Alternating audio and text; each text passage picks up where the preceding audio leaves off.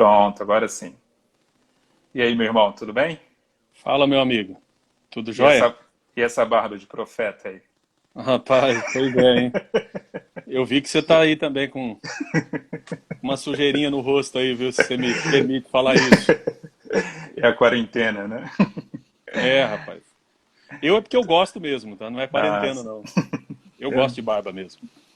Pena que é pecado, né, no pentecostalismo. Jesus estava em pecado por usar barba, né? É, rapaz, realmente. É mais ou menos por aí o negócio. César, seja bem-vindo. A gente vai bater esse papo sobre as matrizes teológicas do pentecostalismo. Essa é a primeira live que eu faço convidando alguém. As outras eu estava na posição de convidado. Então Aham. hoje eu vou falar menos e perguntar mais. Quero que você nos traga aí essa reflexão. Um breve comentário aqui. Imagino que todos conheçam César Moisés, mas para quem ainda não conhece, o pastor César é autor de alguns livros publicados pela CPAD. Ele é funcionário também da CPAD, ele é editor ali de livros na casa. E, e o livro em especial que a gente vai comentar hoje, um capítulo em especial, na verdade, é desse livro aqui, ó, Pentecostalismo e Pós-Modernidade, né, que o pastor César lançou em 2017.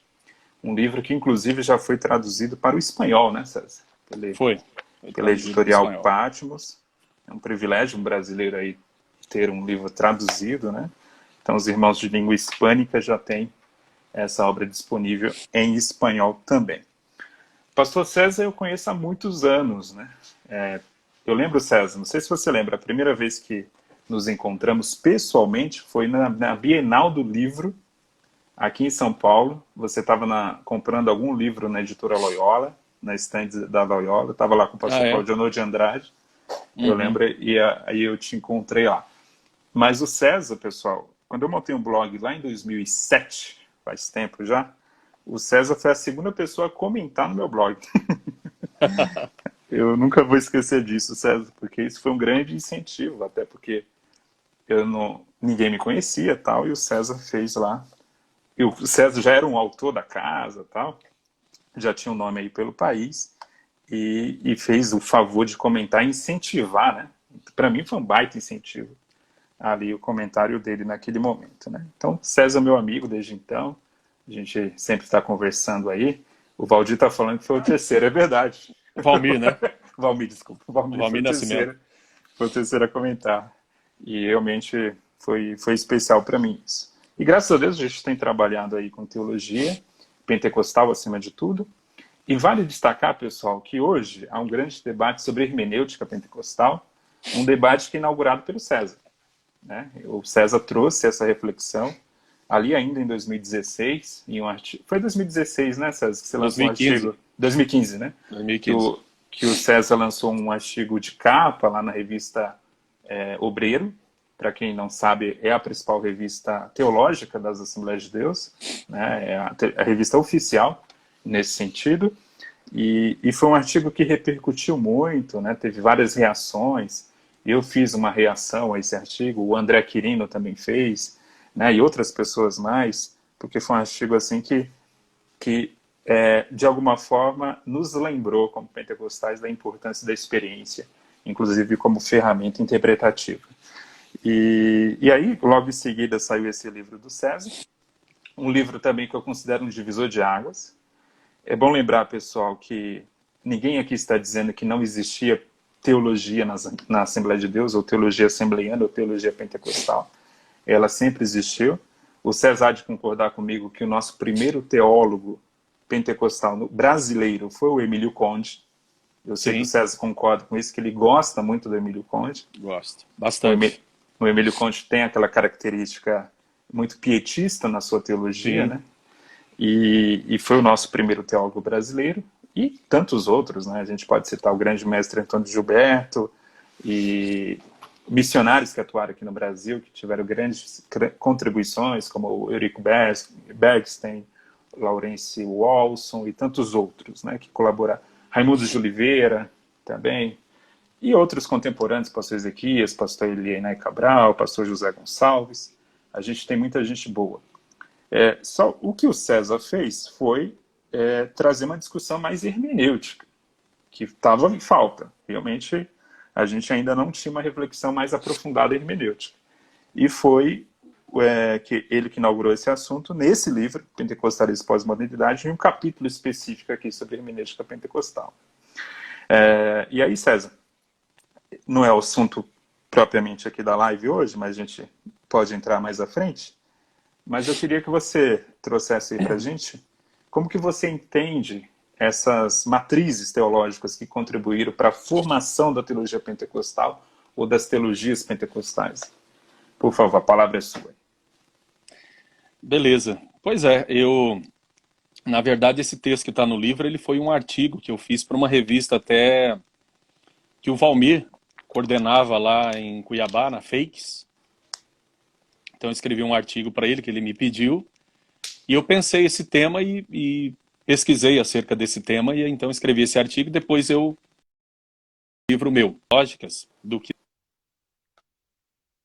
nós chamamos de pentecostalismo clássico, e aqui todo mundo já sabe, quem estuda sobre a história do pentecostalismo sabe que em termos de Brasil, o pentecostalismo clássico, dentro daquela divisão tripartite do Paul Freston, é representado pela Congregação Cristã no Brasil e a Assembleia de Deus. Então, quando eu falo de pentecostalismo clássico aqui, eu circunscrevo a Assembleia de Deus, que é onde nós congregamos, onde eu pertenço. Então, foi esse ramo que eu me dediquei a pesquisar. O que influenciou a nossa formação teológica? Porque é importante entender que o pentecostalismo, como movimento, ele é demarcado mesmo o seu nascimento, né, do moderno, do que se chama de moderno movimento pentecostal, em Los Angeles mesmo, 1906, Rua Azusa, essa coisa toda. Porém, é interessante entender que a prática carismática, essa coisa toda sempre existiu ao longo da história. Só que esses grupos, eles eram muitas vezes marginalizados, eles eram muitas vezes... E isso que eu estou dizendo, eu gostaria de deixar claro para o nosso povo que está acompanhando a live, que você tem muito público, eu sei que você tem um diálogo bacana com o pessoal reformado, etc. Só para que fique bem claro, né? Ele está dizendo uma coisa que é lógico, é uma posição de alguém que é pentecostal, que é assembleiano e apaixonado. Claro, tem esse elemento que não pode se dispensar, que realmente eu tenho um compromisso pessoal com o pentecostalismo, tenho, obviamente por ser pentecostal. Mas não se trata disso. Quando eu falo sobre esse aspecto, estou falando do ponto de vista histórico, historiográfico e acadêmico. Então, por exemplo, você pega autores insuspeitos, como um Jacques Le Goff, por exemplo, que é um medievalista famoso, né, francês, falecido aí há 3 anos atrás, mais ou menos. O Jacques Le Goff, que não é crente, não é protestante, etc., vai dizer desses grupos, da existência desses grupos carismáticos pela história toda. Então, nunca desapareceu. Então, primeira coisa que precisa entender, né, o pentecostalismo como movimento sociológico, ele tem um nascedor. Como prática carismática, como vivência, como essa coisa que perpassa o cristianismo desde o seu nascedor até hoje, nunca deixou de existir. Então isso precisa ficar claro, né? Se foi oficial, se não foi, se foi vicinal, marginal, aí é outra coisa. Agora, o fato é que a experiência em si, ela nunca desapareceu. Então, quando se fala de matrizes teológicas, por que a gente vai falar disso? Porque como movimento teve uma eclosão histórica, surgiu no momento da história. E como surgiu no momento da história, não surgiu do zero, surgiu a partir de pessoas que já professavam uma fé dentro das suas respectivas igrejas. E as suas respectivas igrejas possuíam as suas respectivas teologias, possuíam as suas matrizes teológicas. E pelo fato de possuírem suas matrizes teológicas, essas pessoas experimentando a experiência carismática, a experiência do Espírito, elas dali saíam e o que elas faziam? Elas faziam acomodações, né, teológicas para que a sua experiência não fosse descartada, porque elas sabiam que tinham vivido uma coisa real. Só que como agora acomodar essa experiência dentro desse espectro teológico que o cara já professava, só que não contemplava a experiência. Então, para muita gente, foi, na verdade, um divisor de água a experiência, pelo fato de que a sua teologia não contemplava o elemento experiencial, só contemplava o elemento didático, teórico, né? Enfim, credal, essa coisa toda. Então, quando surgiu a experiência do Espírito, então teve que se fazer revisões teológicas. Só que essas revisões teológicas nunca foram feitas de forma radical, levando às últimas consequências os aspectos experienciais vivenciados por essas pessoas. Então, o que aconteceu? Nós temos diversas matrizes que nutrem o movimento pentecostal, por quê? Porque não teve uma denominação que se tornou pentecostal, que se renovou, por assim dizer, mas pessoas de diversas confissões que experimentaram a experiência do Espírito, por exemplo, a partir de Azusa, e aí dali elas saíram de volta para as suas denominações, ou lá permaneceram, ou quando era líder, como no caso de William Durham, que é um batista, que de onde saíram, né, o Daniel Berg e o Gunnar Wingren, por exemplo, que, pelo que consta, nunca estiveram em Los Angeles, lá na Rua Azusa, né? Eles são de William Durham, então, Chicago. por exemplo, de Chicago. Então, mas ele, William Durham, tinha a sua própria teologia e experimentou a experiência do Espírito em Azusa. Foi um dos líderes que frequentou Azusa. Então, esses líderes, eles eram responsáveis pela formação teológica das suas congregações, das suas igrejas, das suas comunidades, e quem estava, né, presente na sua comunidade, que agora ouvia esse líder ensinar sobre essa questão da experiência, fez acomodações, só que não fez reflexões profundas das implicações teológicas acerca da experiência. O que isso significa? Significa que o cidadão pode crer com a cabeça diversas coisas teóricas e a sua prática experiencial até contrariar algum ponto teológico que ele, porventura, professe teoricamente. Isso não é problema. Qual é o problema, né? Retomando sobre a questão da hermenêutica, quando a gente vai elaborar teologia, quando você vai escrever teologia, aí entra o problema dessas matrizes teológicas, que tem muitas vezes um aspecto cessacionista que não casa com a nossa experiência de fé. E aí vem o problema todo pra gente, entendeu? Então, por isso que eu fiz esse artigo analisando essas matrizes teológicas, e ele é bastante interessante porque ele mostra, né, raízes reformadas, raízes metodistas, todas essas ramificações que estão dentro do pentecostalismo, que nós professamos, inclusive, em termos teológicos, no Brasil. Pois é, você até lembrou um ponto interessante. Normalmente, a ênfase de quem estuda as matrizes do pentecostalismo é a influência metodista, que é uma influência muito importante através da tradição da santidade. Mas o pentecostalismo, eu costumo lembrar, especialmente a Assembleia de Deus, tanto no Brasil como nos Estados Unidos, tem essa influência forte também de alguns elementos da teologia reformada. Sim. E especialmente do pietismo batista, né? Do pietismo de origem batista, que tinha suas próprias ênfases. É bom lembrar que o pietismo lá atrás, ele influenciou Wesley também. Então, assim, as coisas acabam se comunicando, né? Mas é gostoso de ver, César, eu pelo menos acho isso muito positivo no pentecostalismo e na Assembleia de Deus de maneira geral, de ver que a formação da sua base é tão diversa. Então ela aproveita muito de várias qualidades de tradições diferentes, né? Perfeitamente. Se você pensa, por exemplo, a questão da relação igreja-estado, por exemplo. A gente tem uma teologia que por muito tempo enfatizou a sua separação. O crente nem queria se envolver com política, né? Sim. Então, só mais tarde que entra alguns elementos de teologia do domínio no nosso meio. Mas isso é mais uma influência da teologia da prosperidade. Mas isso não é de origem pentecostal. Os pentecostais, pelo contrário, eles tinham até uma distância ali dessa ideia, né? E outra coisa, César, que eu observo muito, o pessoal às vezes fala de uma influência que veio e influenciou o pentecostalismo, e acho que essa influência é um pacote fechado. Não, que ela veio como um todo. Eu cito o exemplo do dispensacionalismo. Por exemplo, o dispensacionalismo tem dificuldade de trabalhar o conceito de reino de Deus. Tem uma dificuldade com isso. Tem uma dificuldade muito grande. No pentecostalismo isso não foi dificuldade. O o dispensacionalismo dizia que os dons espirituais era algo ali da dispensação apostólica do primeiro século, né? A partir do segundo século já não existia essa necessidade. O pentecostalismo sempre enfatizou a necessidade dos dons para hoje. Então, mesmo a influência, por exemplo, dispensacionalista, ela não é total no nosso meio, né? Não.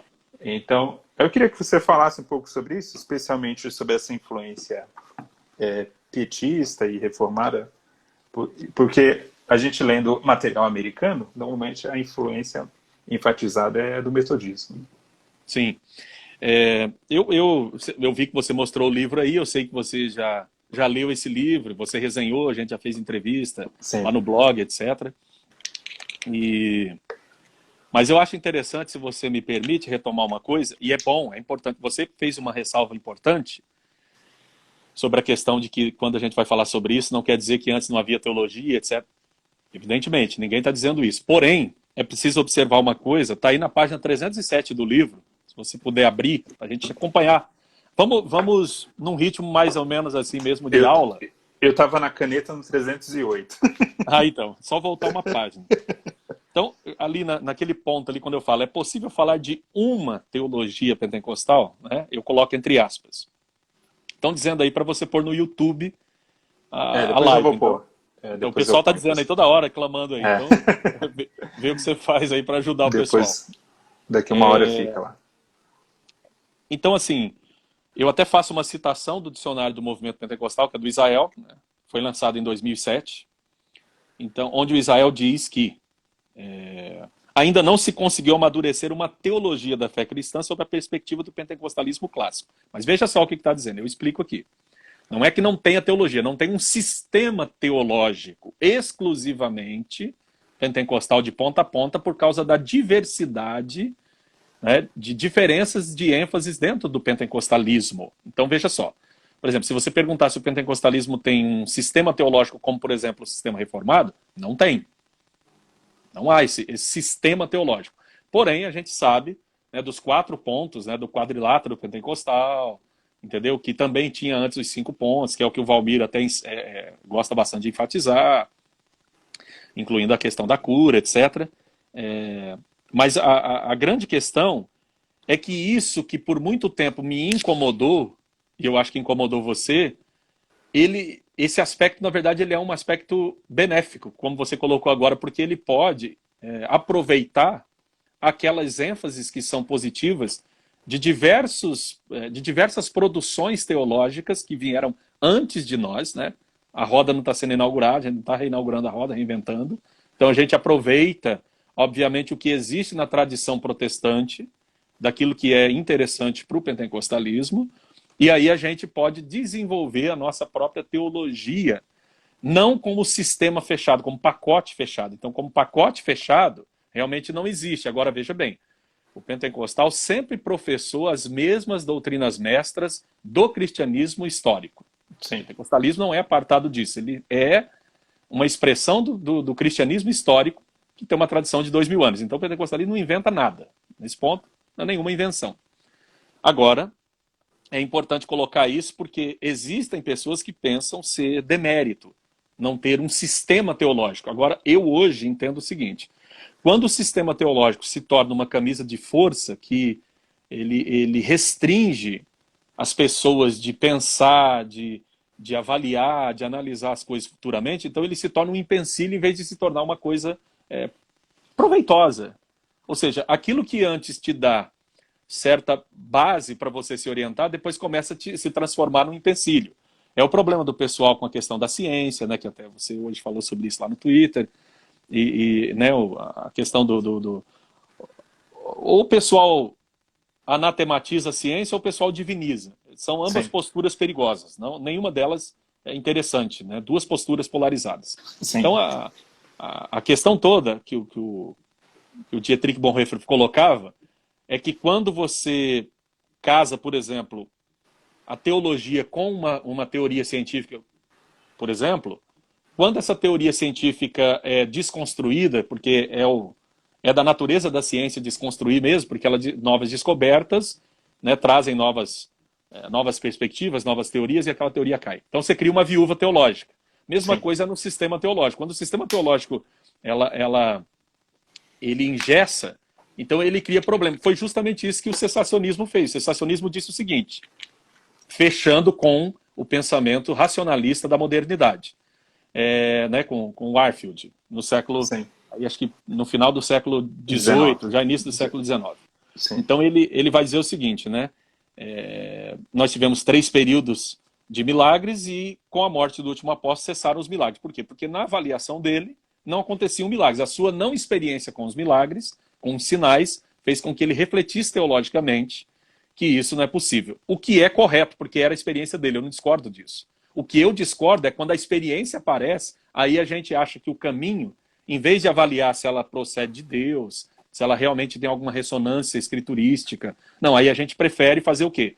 Prefere se arguir com essa teologia, né, se armar com essa teologia, e aí sair atacando todo mundo, que é o que foi feito. Sim. Tudo bem isso ter sido feito por uma série por um tempo.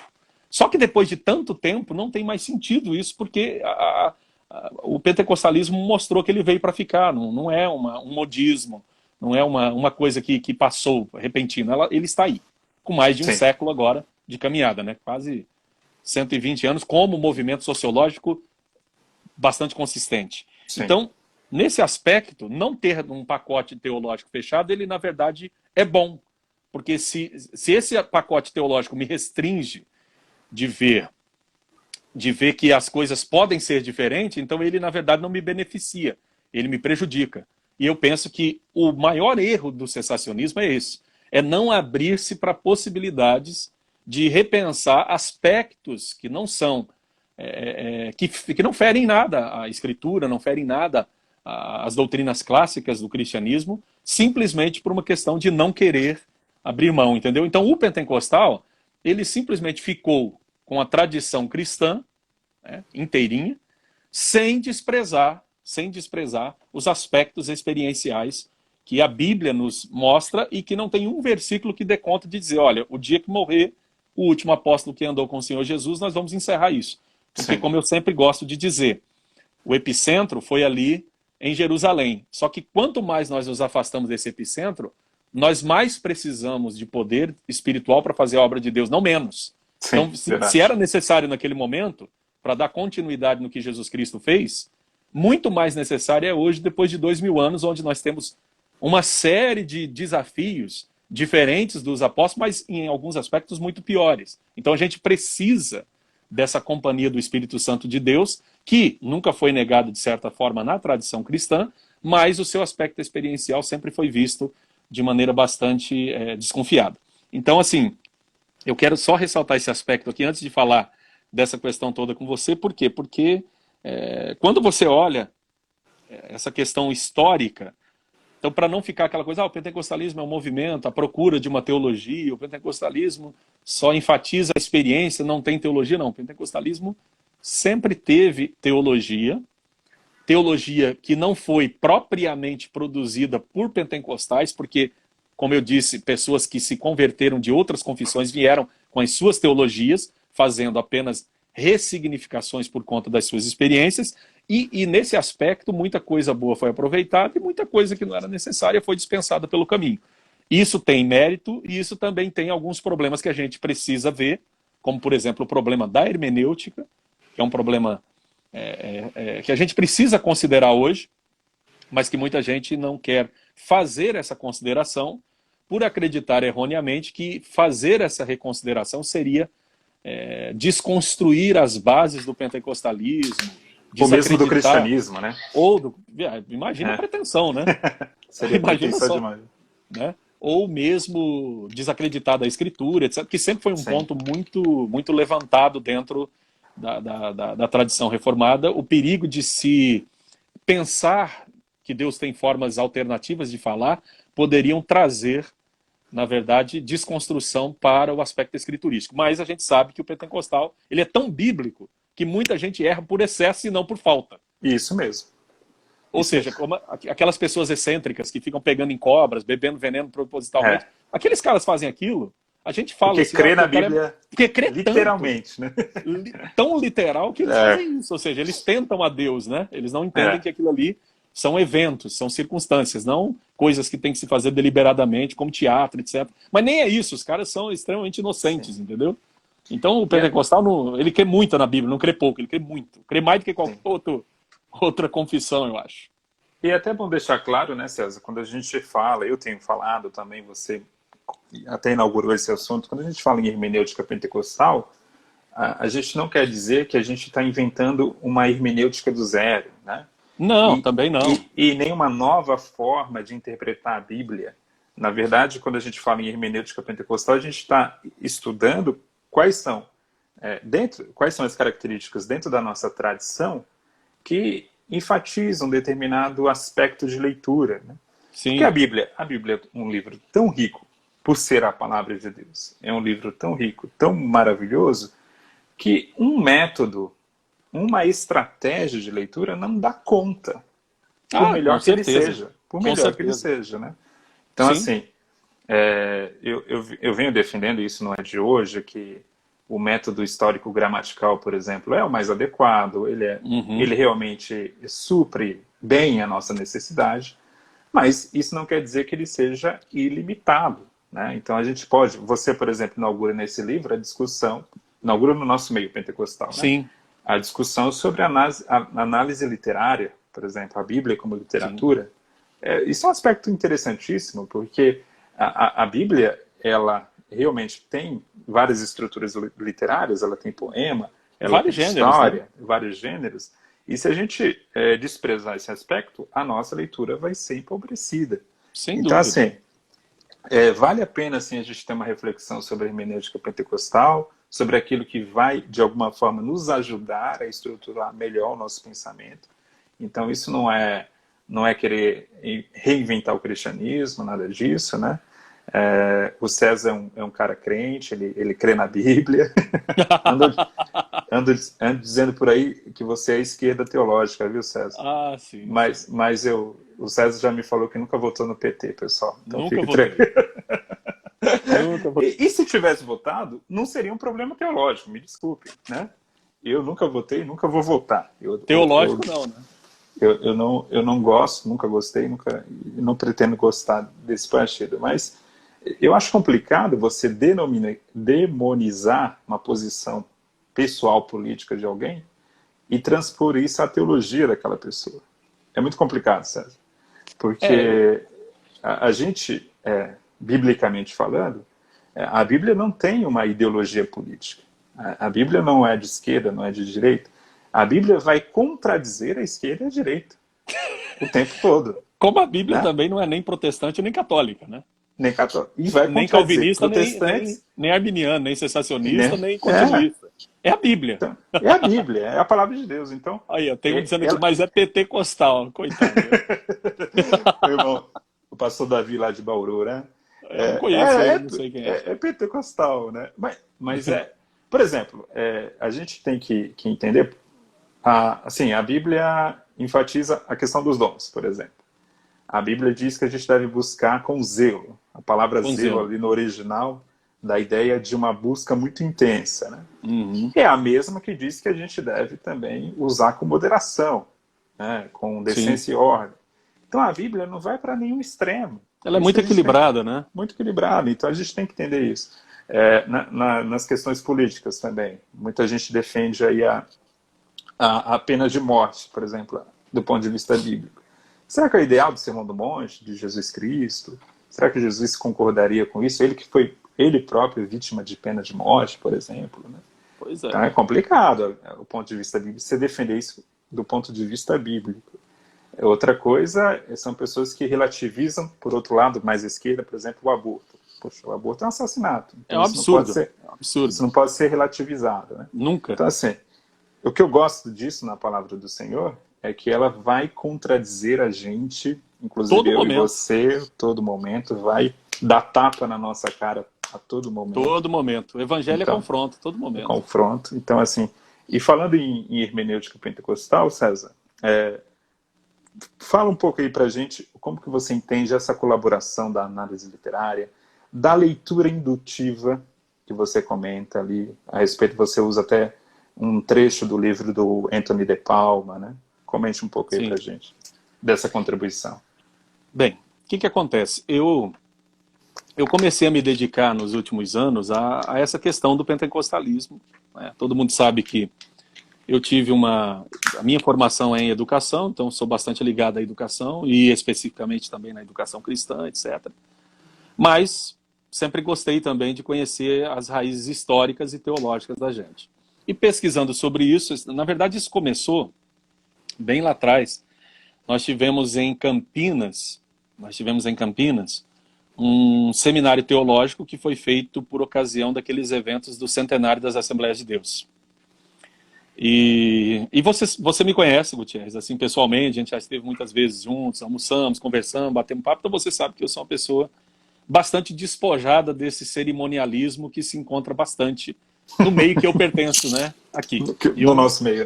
Eu não sou chegado nesse cerimonialismo, nessa coisa toda, né, é um aspecto muito meu, acho que é porque Então quando você vai pregar, você não fica 10 minutos do sermão agradecendo o pastor da igreja pela oportunidade? Nem contando onde eu fui, os países que eu já estive, quantos livros eu tenho, que eu sou best-seller, eu não fico, até porque eu não sou mesmo, então eu não fico falando nada dessas coisas. Então eu sou bastante diferente. Então, sobre essa questão do seminário, vou ser bem sincero. A pessoa convidada para esse seminário, que eu, na palestra que eu dei, foi um pastor muito importante aí do quadro, do ponto de vista de visibilidade, não do ponto de vista teológico, né? Na minha opinião, do ponto de vista teológico, acho que não tem muita contribuição, não, porque eu não vou declinar o nome aqui. Do ponto de vista enfim, da política denominacional, tem muita visibilidade. Só que esse pastor ele declinou, assim, dias próximos de acontecer o evento, e um outro colega foi chamado para ser palestrante, só que esse colega teve um problema de saúde. E aí eu fui a terceira opção. Então eu fui chamado com 2 dias de antecedência, só para você ter uma ideia. Faltava 2 dias para acontecer o seminário, vieram, falaram, então você foi escolhido para substituir. Você é a terceira opção. Eu falei, eu não tenho vaidade, eu vou. Aí eu tive que fazer um texto, correndo, né, preparei esse texto e tal, e fui. Então, ali, para mim, eu comecei a ficar desconfiado que tinha alguma coisa muito séria. Quando eu comecei a ler sobre a nossa teologia, eu comecei a desconfiar que tinha alguma coisa muito séria que precisava ser reparada, precisava ser trabalhada, porque não tinha sido muito trabalhada.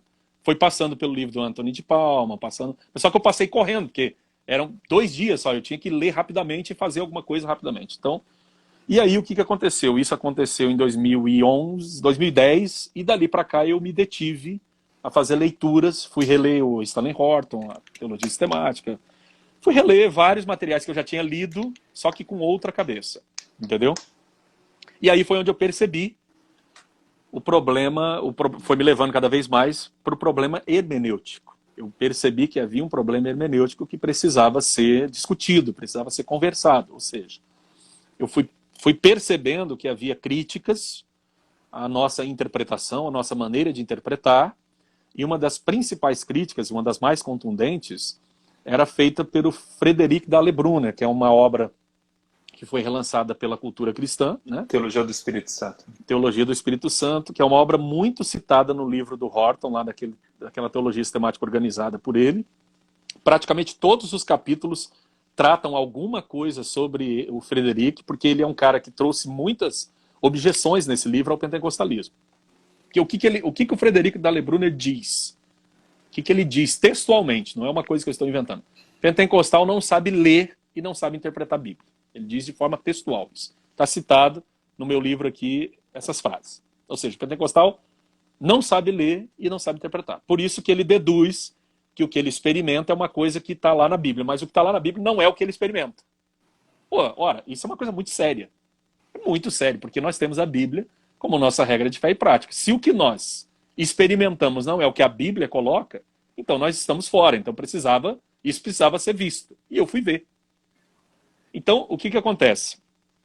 Ao ler o livro dele, primeiro eu comprei o livro dele. A primeira coisa que eu fiz foi comprar o livro dele, ler inteirinho, estudar inteirinho, entender o que ele estava colocando, concordar com muitas objeções que ele fez, que realmente porque nesse caso a gente é que precisa responder. Aí Sim. Eu fui olhar, fui prestar atenção, e fui descobrir na literatura especializada que nós respondemos ao longo desse caminho, porque aquele texto dele é da década de 70, Sim. Do início dos anos 70. Final dos anos 60, início dos anos 70. Foi publicado pela Vida Nova numa primeira edição, e foi, né, republicado pela Cultura Cristã anos depois. O que eu entendi que essa republicação significa o seguinte: está ganhando fôlego essa coisa da despentecostalização, que era um outro fenômeno que eu já estava identificando. Então, assim, na minha observação, eu viajo bastante para lá e para cá pelo Brasil, fui olhando isso, os garotos muito tendenciosos para o lado da teologia reformada, achando que o pentecostal não tem teologia, só tem teologia lá do lado reformado. Pessoal reformado que realmente é preparado, realmente estuda mais do que nós, produz mais do que nós, escreve. Até porque o pessoal lá tem incentivo, o pessoal lá tem faculdade paga pela própria igreja, tem uma série de outras Sim. coisas que nós não Uma temos. outra cultura. Uma outra cultura. Enfim, por uma série de coisas aí, eles estão muito mais na nossa frente. Então aí, eu estudando sobre essas coisas, eu identifiquei, falei, esse é um problema que a gente precisa resolver. E o problema é de natureza hermenêutica, porque o que o Dalle Brunner vai dizer? Que usando o método histórico, ele não cita se é gramatical ou se é crítico, mas você percebe, presta bem atenção, quando você estuda o livro do Dalle Brunner, de forma calma, você percebe que o Dalle Brunner usa uma forma crítica, de crítica textual para fazer a interpretação. Ele não é simplesmente gramatical, ou seja, de uma veia mais conservadora. Ele adota no livro uma veia mais liberal para poder desconstruir o pentecostalismo. É aquela história. Não tem como você fazer omelete sem quebrar ovos. Ele, então, para fazer o omelete dele detonando o pentecostalismo, ele quebra alguns ovos do lado conservador. Como nós também, aquilo que eu venho falando, a gente precisa, de alguma forma, questionar alguns aspectos não conservadores, porém, que as pessoas endeusaram, como, por exemplo, achar que só o método histórico-gramatical pode ser usado, não pode ser usado nenhum outro. Esse, no caso, é um ídolo que foi criado e que precisa ser questionado, e não sou eu que faço o questionamento. Quem vai fazer é o Stanley Horton dizendo, naquele livrinho dele, O Avivamento Pentecostal, onde ele diz que foi encomendado pela Assembleia de Deus para que uma editora chamasse um autor para escrever um livro sobre a defesa da evidência inicial. E eles encontram Anthony de Palma. Anthony de Palma é que vai escrever aquele livrinho que a CPD publica. Então, naquele livrinho é que o Anthony de Palma mostra. Até só um parênteses, até um irmão perguntou se eu não fiz o sorteio ainda. Realmente, eu vou fazer o sorteio daqui a pouco, tá? Do livro do Anthony de Palma. Então, se você... você vai fazer? Eu vou fazer. Então, quando terminar a live, eu faço e publico lá no Stories. Ok. Então, quando eu fui ler esse livro, o Anthony de Palma, primeiramente, aí como eu tinha relido a teologia sistemática do Horton, aqueles dois autores, no segundo capítulo já, que fala dos fundamentos teológicos, eles então colocam essa questão de que alguns teólogos pentecostais já estavam utilizando a análise narrativa, na sua versão moderada. Eles colocam lá de maneira bem clara. Na sua versão moderada. O que significa isso? Você fazer o uso de uma metodologia que seja crítica, mas com pressupostos conservadores. Isso eu proponho textualmente aqui propus no artigo e depois propus no livro. Entendeu? É bom deixar claro, pessoal, desculpa de novo, César. O que o César está falando aí, ele não está falando isso agora em resposta a críticas. Está no livro dele. Sim, está no artigo de 2015 e está no livro de 2017. Então não é uma coisa que eu estou dizendo, respondendo ninguém. Já está pronto. O César já dizia isso lá no livro, que a gente usa análise narrativa, mas com pressupostos conservadores. O que isso, só para explicar, tá, César? Porque sim, fica à vontade. Nem todo mundo, às vezes, acompanha esse debate, né? Esse raciocínio aí. Mas a análise narrativa, ou a crítica literária da Bíblia, ela começou na academia americana, na década de 60 e 70, e ela começou entre pessoas que nem crentes eram, que começaram a ler a Bíblia como literatura, e fazer essa análise do texto em si. Diferente do método histórico-gramatical, que busca a intenção do autor, a análise narrativa e a análise literária, ela busca o entendimento do texto em si, até mesmo independente do autor, né? Então é uma leitura complementar. É claro que os primeiros a fazer essa análise, eles não eram cristãos, não tinham uma preocupação da Bíblia como palavra de Deus e tal. O que o César está dizendo, e que o Anthony de Palma fez, foi: eu sou cristão, eu sou pentecostal, eu acredito na Bíblia como palavra de Deus, e eu vou usar uma ferramenta que vai me ajudar a interpretar melhor a Bíblia, sem desconsiderar esse pressuposto. Sim, né? É isso aí. É só então, isso. Assim, é só isso. Então, se eu tenho um pressuposto sólido, César, eu posso usar qualquer método que me ajude a interpretar melhor. né? Então, Sim, assim, sim. não precisa entrar em crise, né? De forma intuitiva, o pentecostal já faz isso. Sim. Ele faz, porque esse foi o aspecto curioso. Então aí, voltando para o Dall'Ebruno. O Dall'Ebruno, né, esse negócio da questão aí está na página 235 do meu livro, tá? Quem quiser ver depois, né, um método progressista com pressupostos conservadores, está lá. Né? Eu faço essa proposta aí, fiz em 2015, retornei com o livro em 2017, então isso está aí já há muito tempo. Não é uma coisa reacionária, né? Não é uma reação, isso aí já é uma coisa que tem aí. Enfim, e aí o Dall'Ebruno diz o seguinte, de maneira bem clara, você percebe que o Dall'Ebruno tem um ponto de vista mais crítico, ele diz assim: eu não estou interessado em saber se o autor de Atos e o autor do Evangelho de Lucas realmente era alguém chamado Lucas. Bem, quando o cara diz isso, o cara não é conservador, concordam? Isso já ele falou assim, eu não tô nem, ele falou assim, nem vou discutir se existe mesmo uma personagem com esse nome.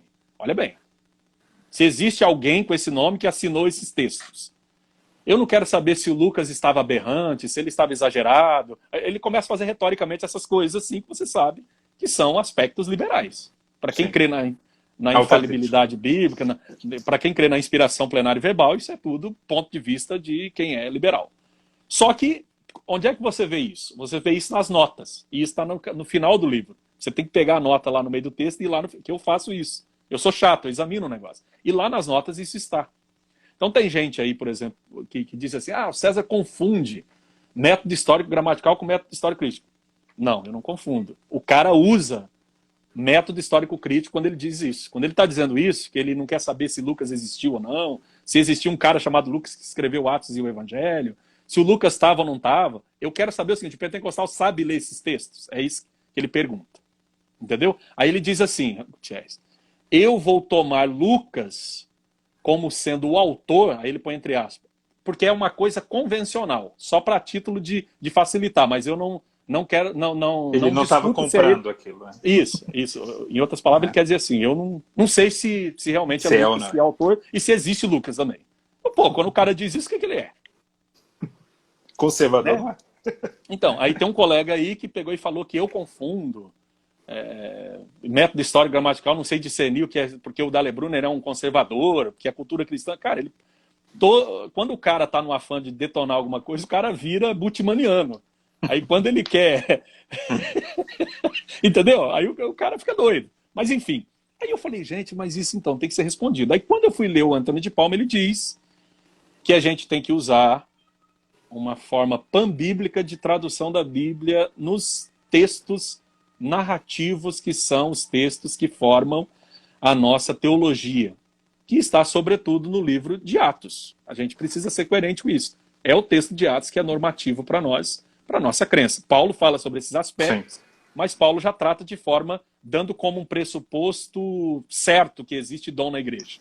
Sim. Mas o livro de Atos, ele inaugura esse pressuposto. Então a gente usa o livro de Atos, como Pedro usou, enfim, como Pedro fez, e etc. Então, quando eu olhei esse aspecto, eu falei, cara, mas esse cara está propondo uma coisa aqui que vai além do método histórico gramatical, que até então era um método que eu sempre privilegiei e sempre utilizei.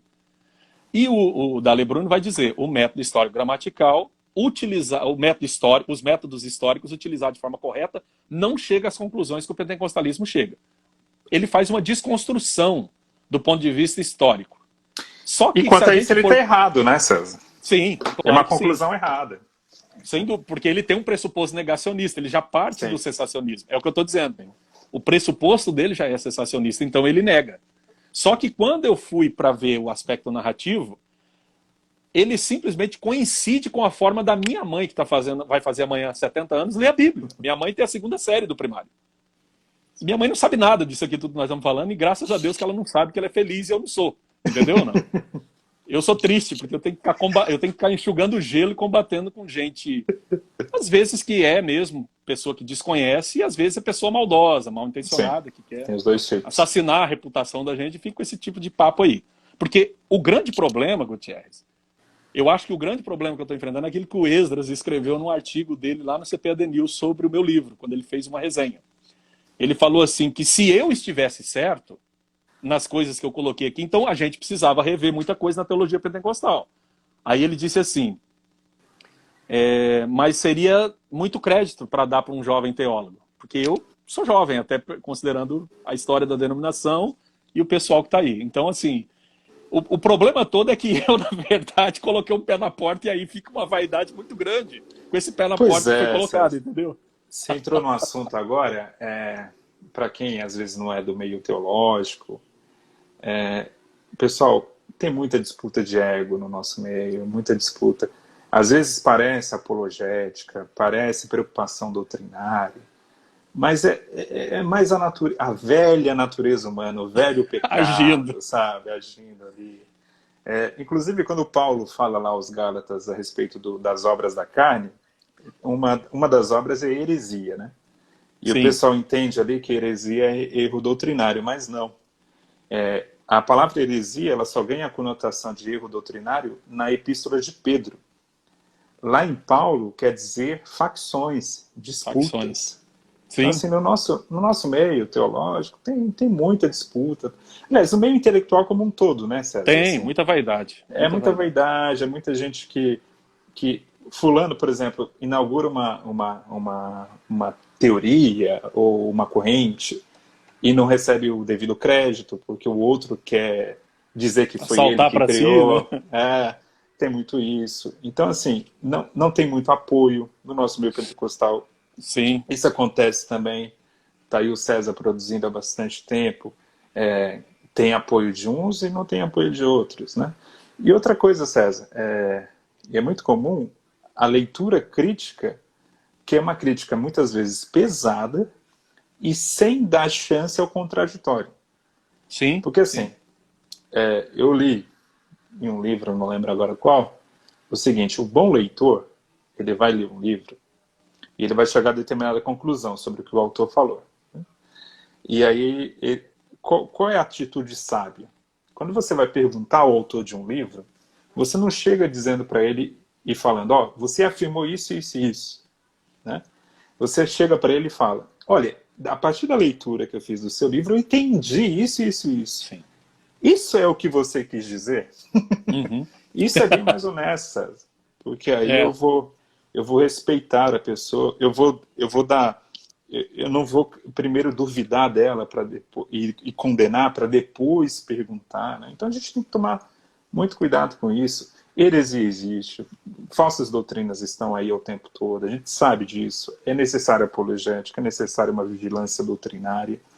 Mas tome cuidado, pessoal, de não fazer aquilo que Jesus condena, que é, muitas vezes, na ansiedade de separar o joio do trigo, você acaba matando o trigo. Está tão ansioso de tirar o joio do nosso meio, que nesse processo você até consegue tirar o joio, mas o trigo vai junto, né? Então, a gente tem que tomar muito cuidado com isso, certo? Só uma não, observação. então, só para colocar isso aí, né? Porque, na verdade, foi esse problema que eu identifiquei na leitura e eu falei, olha, a gente precisa dar uma resposta. E aí, quando eu fui procurar na literatura, eu quero deixar bem claro, a proposta da análise narrativa não é minha. A proposta é de teólogos pentecostais norte-americanos que já fazem isso há Da anos. Assembleia de Deus dos Estados Da Assembleia de Unidos, Deus, há décadas, né? né? É o Robert Menz, é o William Menz, na verdade. O pai dele era mais propenso a isso do que o Robert. Sim. Mas o William era mais propenso a isso. Você vai ver o próprio Roger Stronsta e outros autores que discutiram sobre isso, sobre essa questão da análise narrativa. E aí eles descobriram que essa análise para a leitura de Atos coincidia com os aspectos da própria leitura pentecostal feita de forma intuitiva pelos nossos irmãos simples.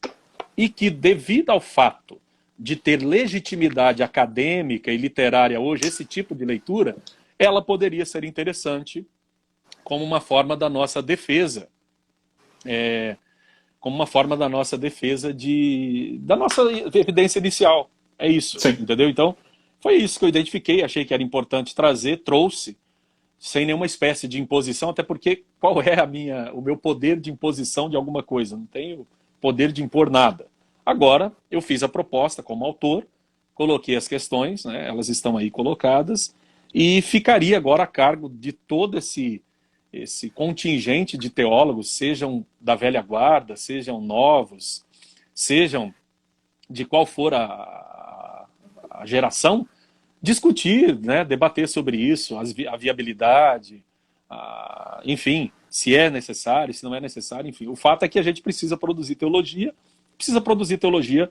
para ajudar os nossos irmãos, não para criar facções, para dizer, muito embora sempre houvesse facções, tá? Sim. No mundo antigo também havia facções, na Assembleia de Deus antiga. Eu não vou declinar aqui hoje, um dia eu vou, permitindo Deus, escrever um texto sobre isso, que havia duas alas de teologia pentecostal dentro da nossa igreja, e era uma guerra também de vaidade, enfim. Entre americanos e suecos, né? Isso, exatamente. Divisão, né? Então, um determinado teólogo representava os suecos e outro determinado teólogo novo, que naquela época era novo, né?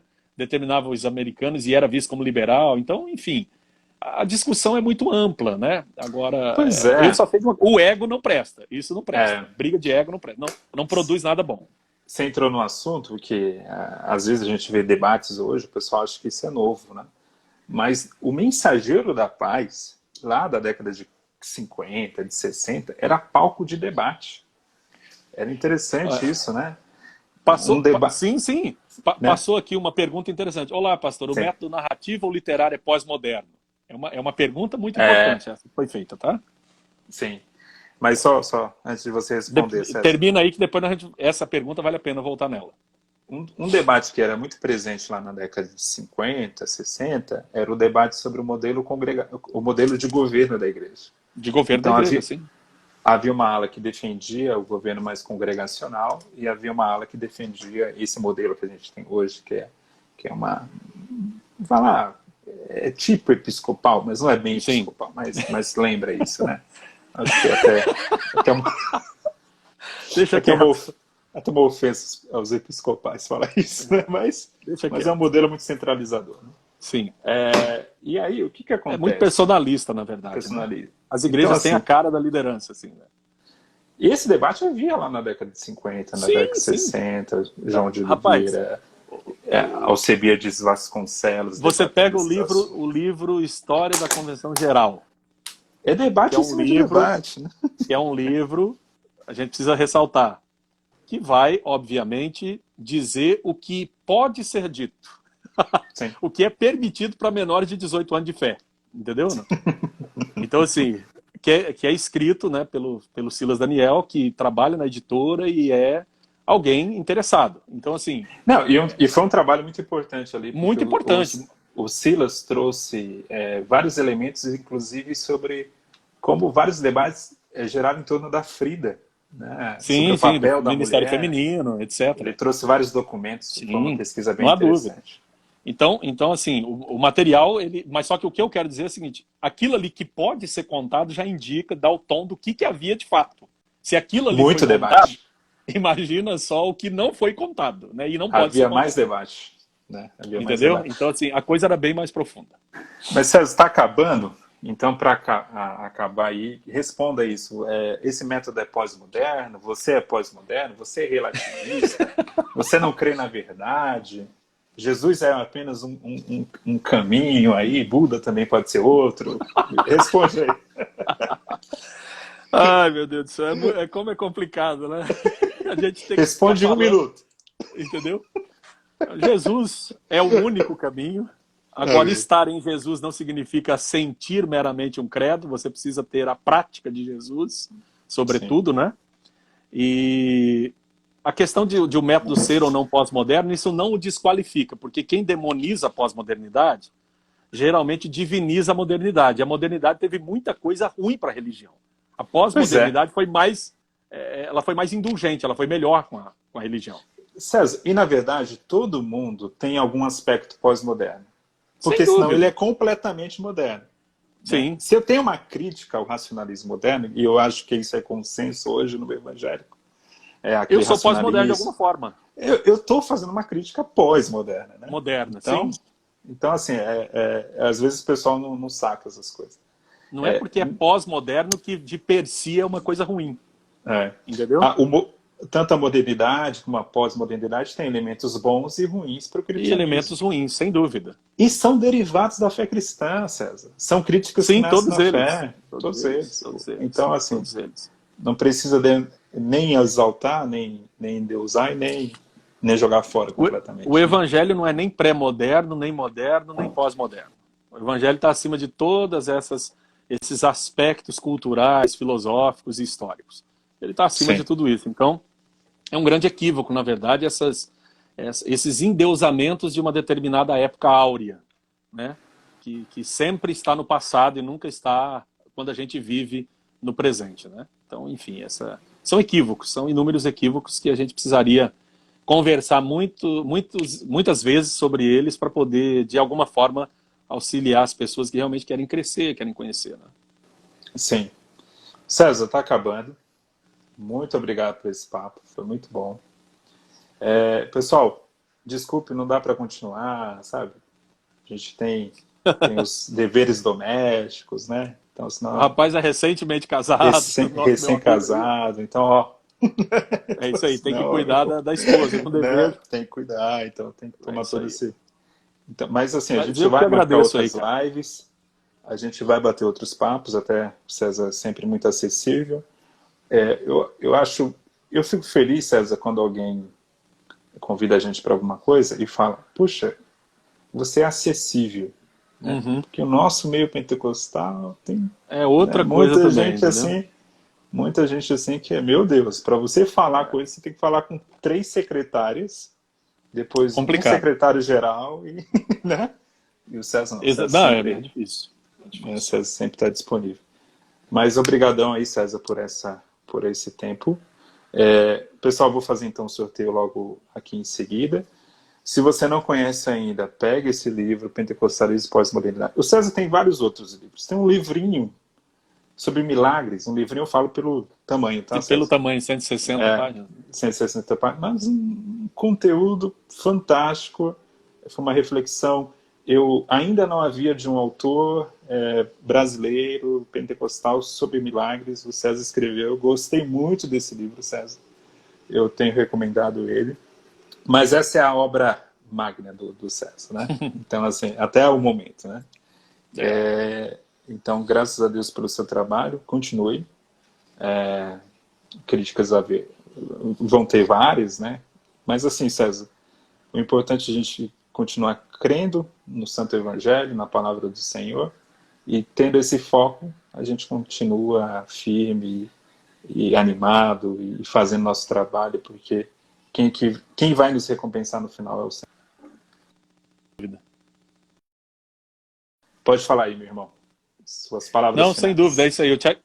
Eu te agradeço aí pela oportunidade de a gente estar conversando, pelas palavras motivacionais, por todos esses irmãos que nos acompanharam, fora os que ainda vão assistir depois no YouTube.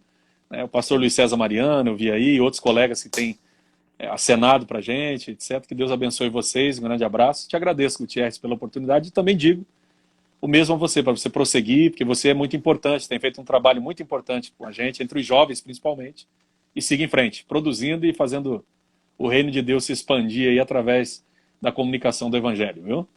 É isso. Obrigado, pessoal. Obrigado por todo mundo aí pela audiência também. Mais de 120 pessoas acompanharam aqui a gente simultaneamente. Boa audiência. Que Deus abençoe.